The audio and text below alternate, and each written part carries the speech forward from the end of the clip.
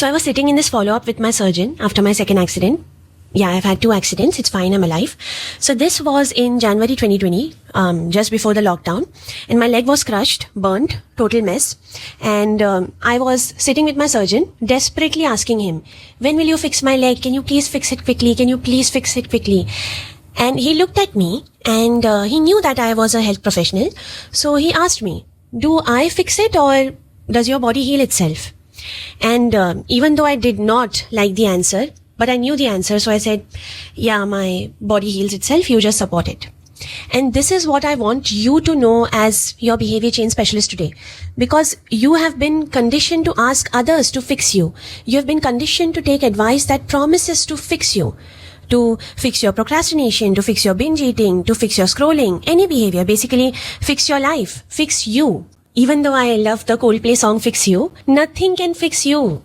Because there's nothing to fix. Your body and brain are already working. They're doing exactly what they're supposed to do to keep you safe, to keep you alive. If you're procrastinating, maybe your brain thinks that this task is a threat. It's protecting you. If you're binge eating, maybe your body is trying to soothe something. It's keeping you safe.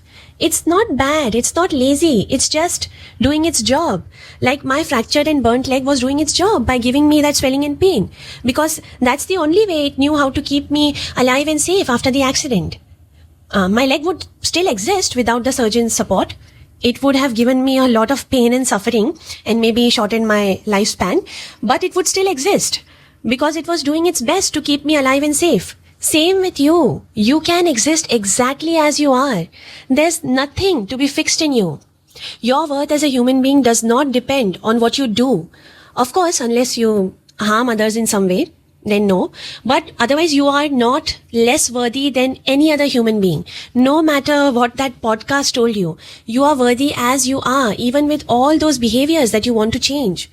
But if you want less suffering and pain from those behaviors, like I wanted less suffering and pain from my leg, then what you need is support. Like I got the support of my surgeon.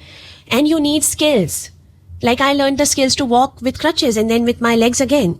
You don't need shame or unhelpful advice like just be disciplined, just be consistent. No, you need support and skills. That's it. That's all you need.